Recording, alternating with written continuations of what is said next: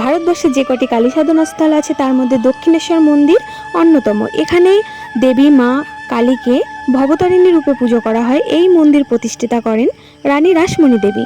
দক্ষিণেশ্বর মন্দির কিভাবে আসবেন, পুজোর সময় কখন এবং কি কি নিয়ম আছে সব কিছুই এই ভিডিওতে আপনাদেরকে জানাবো। তো গায়েস, দীপিকা শর্মা ব্লগে আপনাদের সবাইকে স্বাগত।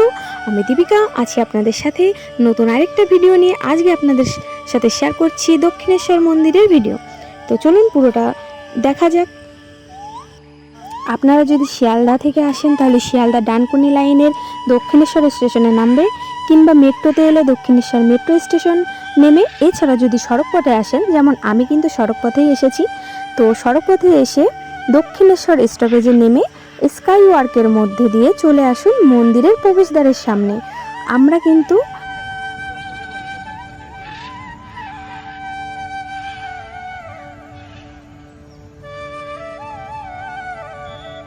আমরা পৌঁছে গেছি দক্ষিণেশ্বর। এখন আমরা স্কাই ওয়ার্কের যে লাইন সেখান দিয়ে আমরা যাব।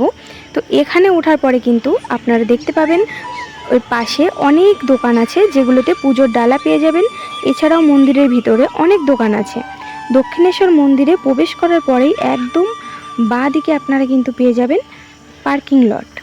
তো আমরা এখন যাচ্ছি স্কাই ওয়ার্ক যেটা, সেখান থেকে হেঁটে। আপনারা দেখুন পাশে কত দোকান রয়েছে। আপনারা যদি চান এখান থেকেও কিন্তু নিয়ে নিতে পারবেন পুজোর ডালা। আর যদি ভিতর থেকে নেন, আমরা কিন্তু এখান থেকে নেইনি, কারণ ভিতরেও অনেক ডালার দোকান আছে। তো আমরা কিন্তু মন্দিরের প্রবেশদ্বারের সামনে চলে এসেছি। আজকে অনেক ভিড় হয়েছে। আমরা একটা অকেশন দিন এসেছিলাম, তো অকেশন ভার্সেস যদি আসেন তাহলে কিন্তু ভিড়টা এমনই থাকবে। আর যদি ফ্রি টাইমে আসেন তাহলে এত ভিড়ও থাকবে না আর লাইনটাও থাকবে না। তো এখান থেকে এসে বাঁ দিকে আপনারা পার্কিং লট পেয়ে যাবেন। এই যে আমরা যাচ্ছি, এই ঢুকেই বাঁ দিকটা পার্কিং লট। আর এখানে কিন্তু বাথরুমেরও ব্যবস্থা আছে। সেখান থেকে আপনারা বাথরুমে যেয়ে বাথরুমটা ইউজও করতে পারবেন।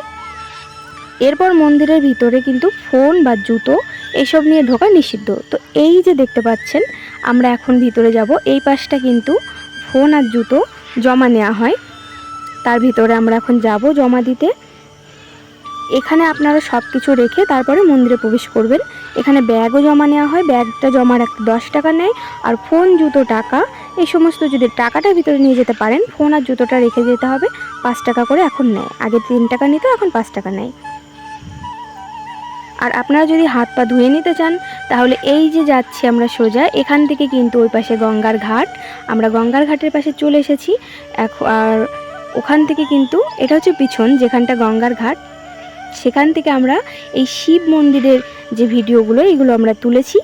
তো এখান থেকে আপনারা হাত পা ধুয়ে নিতে পারেন। যদি স্নান করতে চান তাহলে স্নান করে নিয়ে ওখানে চেঞ্জ করার ব্যবস্থা করা আছে, একটা রুম আছে, সেখানে যে আপনারা চেঞ্জ করে নিতে পারেন।